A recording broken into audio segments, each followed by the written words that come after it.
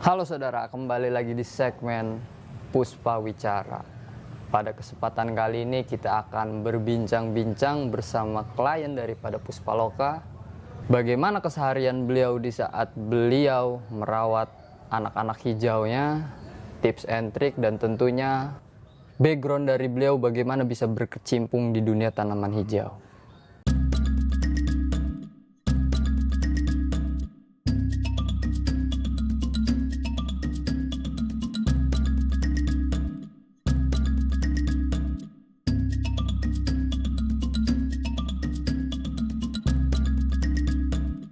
Selamat siang Ibu. Di sini saya bersama Ibu Manda, penggiat dari tanaman anggrek beliau lebih banyak berkecimpung di dunia anggrek. Untuk pertanyaan pertama nih Ibu backgroundnya apa sih? Background apa tuh? Ya, seharian Ibu selain Ibu mengurus Ibu anak-anak rumah tangga hijau. aja. Ibu rumah Ibu tangga. rumah tangga aja. Ngurus rumah dan ngurus anak-anak aja. Oke. Sejak kapan Ibu tiba-tiba suka tanaman hijau ini? Nggak tiba-tiba ya Mas ya. Nah. Karena dulu itu dari kecil tuh dipaksa ibu saya yang suka bunga gitu, yang suka tanaman. Jadi dari kecil tuh karena saya anak perempuan pertama, paling perempuan paling besar. Jadi suka dipaksa ikut merawat tanaman beliau gitu. Awalnya cuma disuruh nyiram, lama-lama disuruh bantu mindah-mindahkan pot, lama-lama disuruh ikut repotting gitu.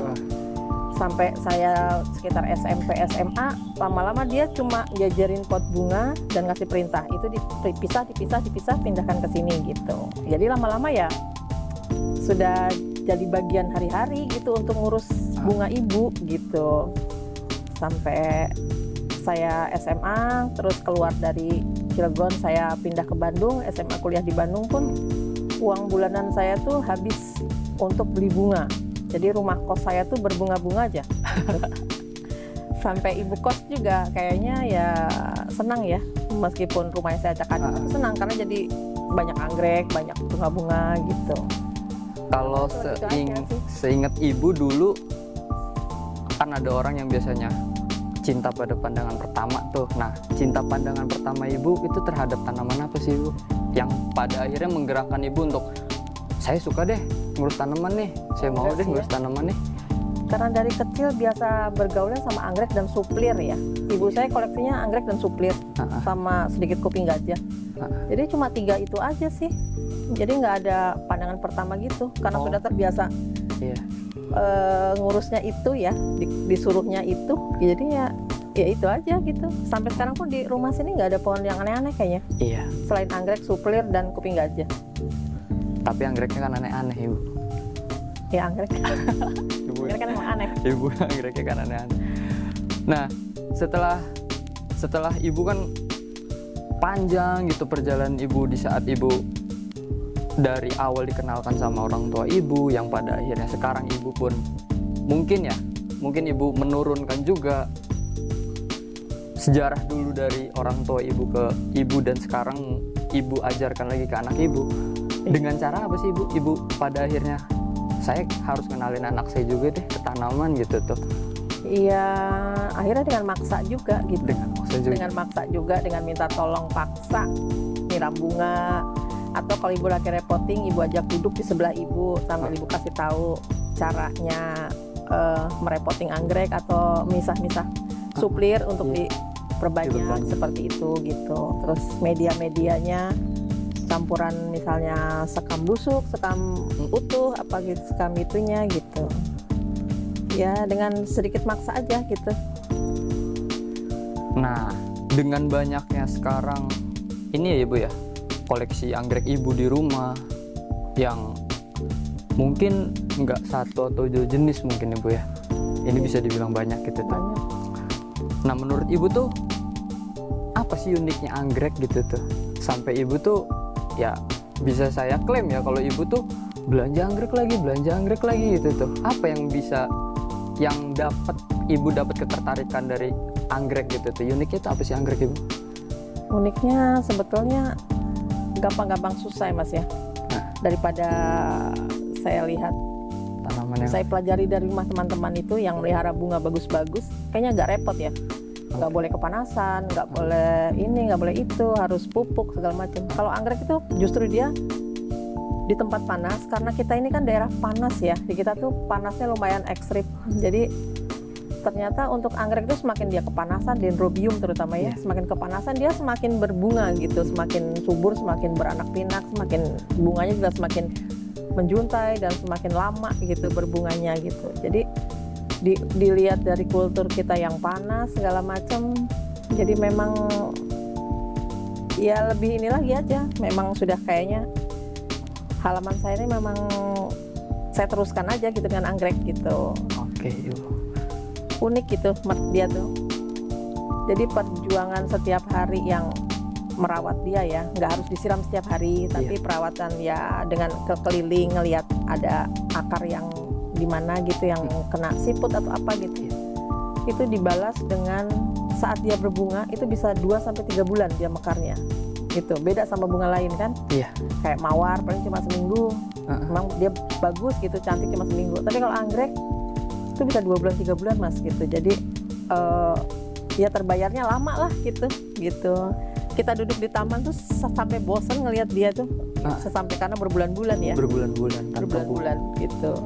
Berarti filosofi merawat anggrek adalah kesabaran dong Ibu ya sebenarnya. Sabar. Sabar aja. Kalau dari pribadi Ibu sendiri, anggrek terfavorit tuh anggrek apa Ibu? Kalau Ibu sukanya dendrobium ya. Dendrobium tapi yang endemik kita ya, asli Indonesia gitu. Asli Indonesia itu yang memang dia habitatnya memang di Indonesia, terus di banyak penggiat anggrek di kita tuh yang hebat-hebat itu mereka mengkawin silangkan antara anggrek asli dari Irian dikawin sama anggrek Sulawesi misalnya, sama Aceh gitu. Jadi berbagai ragam lah. Berarti beda Bu ya sama anggrek-anggrek yang biasa dijadiin apa bucket? Oh beda. Gitu tuh. Itu impor dari Thailand. Ibu nggak suka yang begitu-begitu berarti? Suka tapi nggak terlalu di sini lah gitu. Nggak terlalu, cuma suka aja tapi nggak di. Tapi untuk koleksi Ibu sendiri endemik Indonesia. Asli Indonesia. Nasionalismenya tinggi ya. Anggrek asli Indonesia saja. Sedikit apa Ibu ya? Coba Ibu kasih tahu nih ke saudara-saudara sekalian gitu tuh. Tips merawat anggrek untuk pemula apa sih gitu tuh, tips and triknya gitu tuh, atau kayak ada jenis anggrek yang kalau pemula tuh baiknya ini dulu deh gitu tuh jenisnya gitu tuh. Nggak paham juga sih Mas ya. Cuma kalau Ibu tuh cuma ini aja, kalau ya kan anggrek itu habitat aslinya tuh dia nempel. Iya. Nempel ya, jadi dari menempel itu kan dia kelihatan ya, akarnya tidak terkubur gitu, pangkal batangnya juga dia bebas ngambil udara gitu. Jadi kalaupun mau dipot atau diperbanyak atau segala macam ya ikuti habitat awalnya aja gitu ya. Mungkin dengan ditempel. Kalau misalnya nggak ada tempat menempel segala macam, kalau terpaksa harus dipot-pot ya jangan ditanam seperti pohon bunga biasa dengan akar yang dikubur di dalam tanah atau pangkal batangnya itu ada di dalam tanah. Kalau anggrek tuh enggak, jadi cukup dibawa pot bunga, misalnya dipakai styrofoam atau pakai arang gitu, terus anggreknya ditangkringin aja di atasnya, sudah ya, seperti itu aja gitu. Kalau untuk pemula tuh kayaknya, Ibu juga masih pemula sih kayaknya ya sampai sekarang. Pemain muka lama. Sampai sekarang juga masih pemula, dan Ibu kalau nyeplit anggrek atau anggrek datang ya cuma ditangkring-tangkringin aja seperti itu. Nanti akar sudah jalan baru dipindahkan ke tempat panas sedikit-sedikit gitu sampai dia besar gitu aja. Tapi dengan sedikit catatan Ibu ya, mungkin untuk saudara-saudara sekalian yang ingin merawat anggrek, kalian harus bersabar mungkin Ibu ya. Sabar pasti ya. Sabar anggrek itu. Coba Ibu sedikit cerita dong dengan kehadiran dari tim Puspaloka ke rumah Ibu, dari awal banget kita datang ke rumah Ibu, yang pada akhirnya kita di sini meninggalkan suatu bekas lah gitu di rumah Ibu tuh.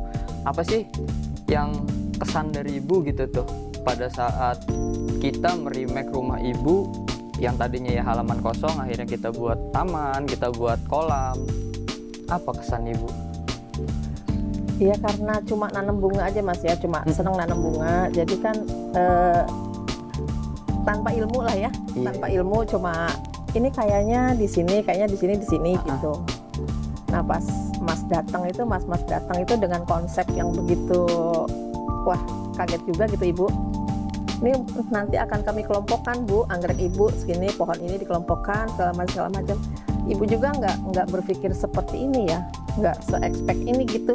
Tiba-tiba wah kok jadi natural dan jadi seperti lebih hijau, lebih hidup, lebih menarik lah gitu.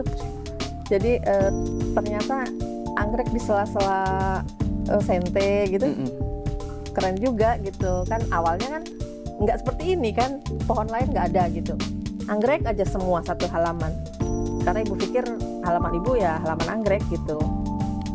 Kalau digabung sama yang lain kayaknya nanti anggreknya ketutup. Iya. Karena primadonanya anggrek gitu yang ibu mau tampilkan. Ternyata dengan konsep yang datang Mas sodorkan itu, terus ibu lihat, wah ini anggrek saya tetap jadi primadona gitu di sini, makanya ayo jalan gitu. Ya ternyata ya memang anggrek ketemu sente, anggrek ketemu yang lain tetap keren juga ya. Dan ternyata jadi nambah gimana ya, nambah alaminya dapet. Jadi karena si anggrek ini kan di alam ya Mas ya, jadi begitu ketemu mas ini ditempel-tempel sini jadi kayak dia kembali ke habitat asalnya gitu. Ibu. Bukan cuma di pot-pot yang selama ini di rumah ibu, sekarang teh ada di pohon, ada di pot, tapi ya jadi alami lah seperti habitat aslinya. Dia di Papua, dia di Sulawesi, dia di Aceh gitu. Baik Ibu, untuk pertanyaan selanjutnya tuh mungkin lebih dalam ya. Saya ingin menguak gitu tuh. Lebih dalam perasaan Ibu, kayak sebenarnya Ibu juga merawat tanaman ini kan bukan hanya sebatas untuk mengisi kegiatan kosong kan. Pasti ada dampak positif yang Ibu dapatkan. Iyalah. Nah, apa sih yang dampak positif Ibu di saat Ibu merawat tanaman? Padahal kan capek nih ya, ngelap-ngelap tanaman, splitting anggrek gitu tuh, repotting, itu kan kegiatan fisik yang menguras tenaga gitu tuh. Cuma kalau Ibu tuh orang yang percaya nggak sih kalau misalkan tanaman hijau gitu tuh itu juga memberikan energi positif ke badan kita gitu. Percaya Mas? Iya memang gitu ya. Dulu almarhum ibu saya tuh waktu saya kecil tuh kalau nyiram bunga dia selalu bilang, tuh kan kalau habis disiram bunga-bunganya, daun-daunnya pada senyum-senyum sama ibu gitu, bilang terima kasih dikasih makan dan kasih minum, katanya gitu. Coba deh kamu siram besok, pasti begitu. Nah sampai ibu tua tuh, sampai sekarang ini ibu udah banyak tanam lagi. Setiap kali ibu habis siram memang ibu suka ajak mereka ngobrol. Ibu suka ajak mereka ngobrol gitu, suka ajak mereka ngobrol gitu ya. Kalau misalnya nyiramnya kebanyakan, jangan masuk angin ya, gitu. Jangan kena jamur ya, gitu. Nanti ibu gak punya lagi kalau kamu mati, seperti itu. Terus ya pokoknya setiap sisi tuh suka ibu iniin, suka ibu ajak ngobrol gitu. Mereka itu kalau lagi berbunga gitu, kamu cantik gitu, terima kasih sudah berbunga gitu. Kalau yang belum berbunga suka ibu di sana udah berbunga loh, masa kamu enggak, suka gitu. Jadi ada, kalau yang nggak suka mungkin suka si ibu karang gila gitu ya, ngomong sendiri. Tapi buat ibu tuh kepuasan tersendiri gitu, bisa membungakan dia, terus bisa berdiri di depannya gitu. Terus juga kayaknya kalau penat ya Mas, capek gitu, capek ngurus rumah segala macam, itu kayak ada energi baru gitu. Begitu Mas turun ke halaman terus duduk ngeliat mana yang mau direpotting, mana yang mau diambilin daun kuningnya, mana yang mau diambilin rumputnya gitu. Itu kayaknya ada tenaga baru, padahal di dalam rumah tuh udah kecapean gitu. Gitu sampai keluar enggak gitu, hilang tuh capeknya itu gitu. Sampai sore bisa sampai sore nongkrong di titik-titik di mana aja gitu. Oke, gitu. Terus lebih lanjutnya, saya tuh mau nanya ini loh Ibu. Kan kalau kata orang gitu tuh ya, banyak tanaman tuh nanti banyak ulet, nanti banyak jadi sarang nyamuk gitu tuh. Terus nanti banyak ular gitu tuh. Nah, untuk halaman ibu yang seluas ini dan isinya semua adalah tanaman hijau gitu tuh, tanaman hias. Gimana sih ibu menyikapi serangga, menyikapi ya ulat, ular gitu tuh yang ada di sini gitu tuh. Ibu pasti bersinggungan langsung dong dengan hal-hal tersebut gitu tuh. Apa ibu ada trik tersendiri untuk menanggapi hal-hal tersebut? Enggak sih mas ya. Kalau ibu kebetulan orangnya yang nggak terlalu apa ya, merasa terganggu dengan kehadiran makhluk-makhluk lain gitu ya. Jadi ya, biasa aja lah. Kalau ular, alhamdulillah belum pernah ada. Tapi kalau ulat kayak gitu, ya paling kalau ketemu di daun, ibu ambil, ibu pindahkan aja ke daun yang lain di luar pagar, gitu aja. Ibu nggak pernah matiin, nggak pernah ibu becek-becek atau apa dimatikan gitu lah dia ya, dibunuh gitu nggak pernah. Jadi kalau ada ulat ya diambil daun yang gedenya, kumpulin di daun, pindahkan aja ke daun di luar pagar gitu. Kalau nyamuk ibu pasti banyak dong nyamuk gitu tuh.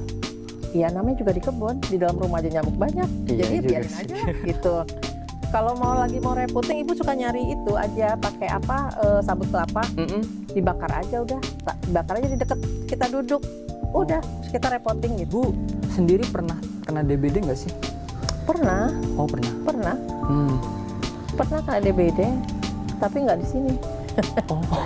Tapi Di waktu rumah belum ini sini. alhamdulillah belum. Belum mas, nggak alhamdulillah aja. Soalnya kan nggak ada ini ya. Ya air menggenang ada ikan gitu kan, air menggenang ada ikan, terus sampah-sampah kan setiap hari disapu, Iya. 2 hari sekali diambilin gitu keluar, jadi nggak ada tumpukan sampah lah gitu kayaknya, dibakarin langsung di luar gitu. Dan dijadikan kompos sama ibu itu hasil bakaran dari daun. Iya, bahkan nanti dibuat campuran sekam gitu, daun-daun itu campuran sekam.